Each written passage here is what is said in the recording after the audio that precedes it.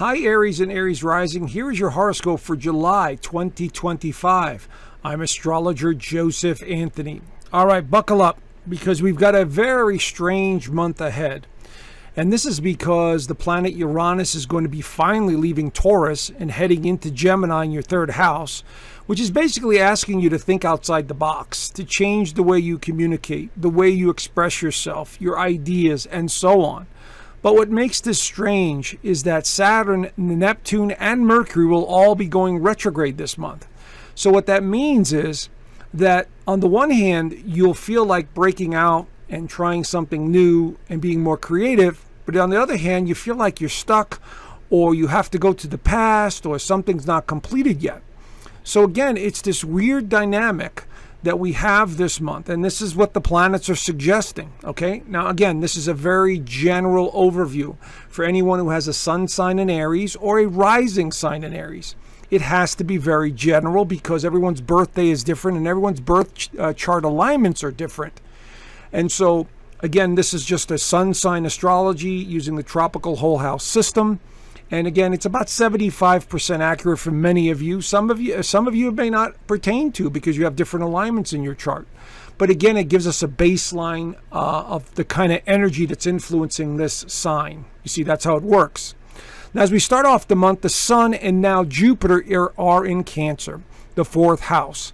This is the house of the home, the stability, anything to do with your feelings, family members. This is highlighting all of that energy this time of the year with the Sun going through Cancer, but this time we have Jupiter there as well. So the desire to travel, to explore, to write from home, to gather in someone else's home, these can be the themes this month that are going to be highlighted. So take advantage of some of the opportunities that come your way.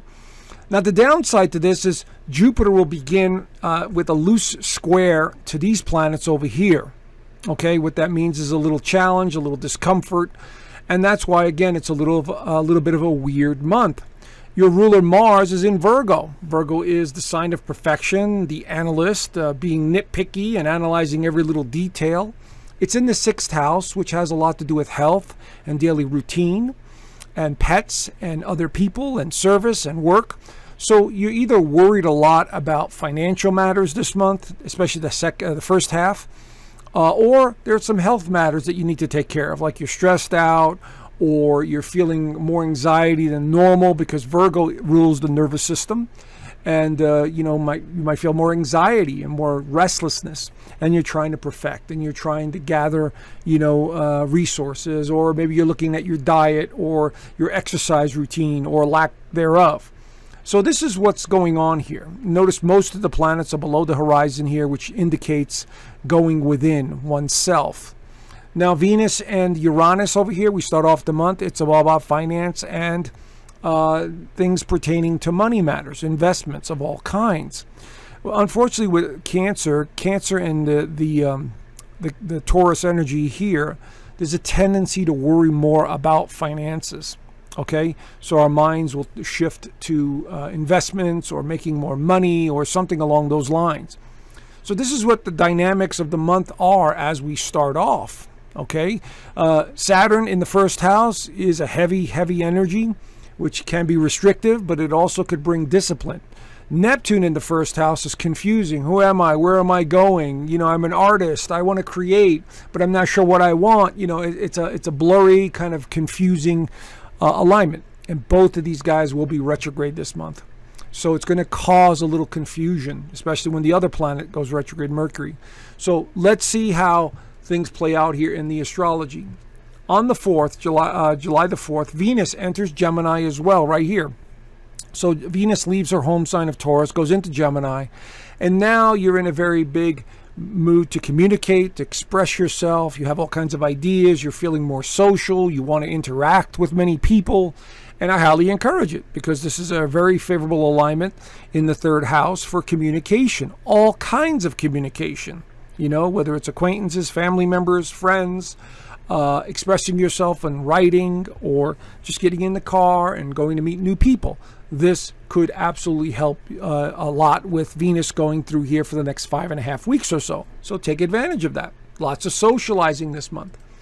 Now, Neptune will go retrograde later on the 4th, right there. It goes into what's called stationary position. So over the next couple of days to a week, it's slowing down from our vantage point here on Earth. And Neptune going retrograde is basically, especially in the first house, it's going within and asking the serious questions. What is spirituality? What is my mission? What's my purpose? How can I help others? How can I help myself? You see? And so retrograde just means going within. First house is identity and self. So you're going to be questioning everything once again, going down memory lane with Neptune in Aries. Now, Neptune will go back into Pisces, and so will Saturn. Okay, so there's some spiritual components that are not finished yet for many of you that you'll have to deal with. Okay, it's like when they go retrograde backwards into another house, it's like, all right, you haven't finished this project yet or this endeavor, and we want you to focus your energy here, and let's clean it up before we move on to the next chapter of your life. That's how it works. And so Neptune will begin the retrograde here, and we'll stay here for quite a while, about a month and a half, and then it'll retrograde back into Pisces. Uranus. Now, this is big news this month because this is the 4th outer planet that's going to switch signs in 2025. I talked about this in my 2025 overview. And Uranus is about innovation. It's about breaking free. It's about, not doing the same thing over and over again. And it enters the sign of Gemini, which actually works well. Uranus in Gemini could be just brilliance. It could be, trying new things and expressing yourself in a new way, or embracing new technology and innovation. It's in your 3rd house. Premonitions, visions of the future.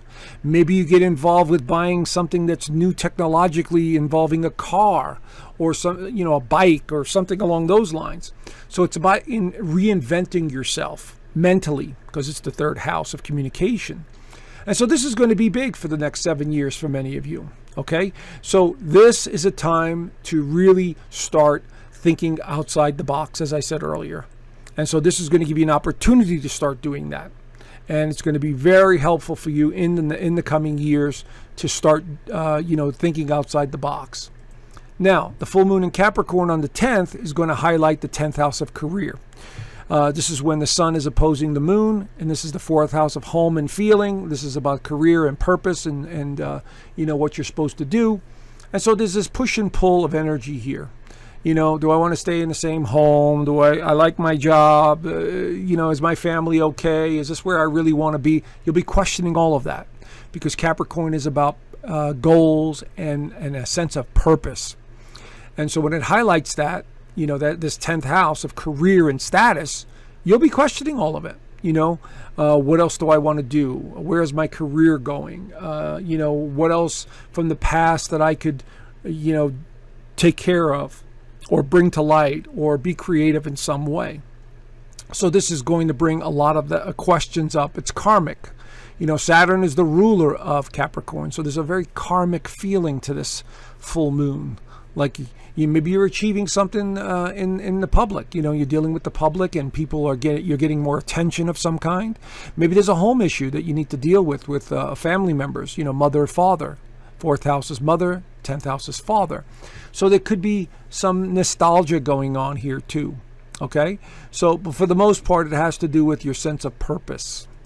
Now, Saturn goes retrograde on the 13th as well, and there it is in stationary position. So now you have both of these outer planets in stationary position in the 1st house. So it's really a deep dive into yourself, self-awareness. What are the restrictions? What are the limitations that I place upon myself? These are the questions you're going to be asking. And you cannot look outside yourself. So if you're an Aries rising or an Aries sun sign, you are the sign of self. You're the sign of self-reflection. When you look in the mirror, what do you see? What are the choices that you've made? These are the things that are going to be under this umbrella with these 2 in retrograde in the 1st house. And so if you put the effort in, Saturn will reward you later on. That's how Saturn works. Are you being creative enough? Neptune in the 1st house. So when these are retrograde in your 1st house, you'll be asking all kinds of questions related to those 2. Mercury goes retrograde on the 18th, so maybe a project or something from the past, a situation, a family member, a loved one from the past resurfaces at this point. Or maybe you're just going down memory lane and you're becoming very nostalgic because now we have 3 planets in retrograde mode, actually 4 with Pluto. And so it's hard to move forward when we have this many planets in retrograde. You see, our minds start drifting to the past or going within to try and figure things out. Now, all is not lost here this month because the sun enters Leo in the 5th house and the new moon is in Leo in the 5th house. So this is very positive energy for Aries and Aries rising because this is a very creative force. This is suggesting I need to start something new that I really love to do. I need to have some more fun. Yeah, I know I'm changing. Yeah, I know I have to put the effort in to get what I want. Yeah, I need to let go of things from the past. But this new moon in Leo with the Leo sun here is suggesting I need to be more playful and have more fun. Life is not meant to be super serious. Okay? And so this is a great time to start reinventing yourself. Tell people you love them. Start a creative project.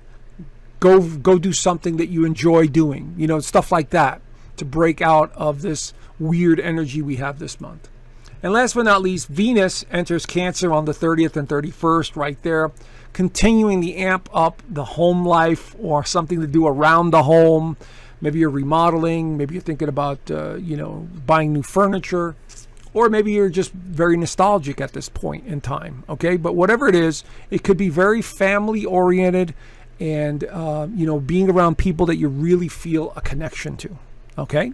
Anyway, there's the general overview for the month of July. If you want to know more, I do an extended version of this in my Inner Circle community, as you could see here.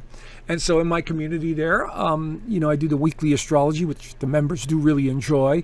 Every Sunday we do a Zoom call, and I teach astrology there, and members get to ask me questions every Sunday. And I don't do readings in there, but I do answer questions on people's charts from time to time. So consider joining. It's free. There's a 7-day free trial. So I left the link down below. Check it out. And I look forward to seeing you in the community. All right? So have a great month, and I'll talk to you soon. Bye for now.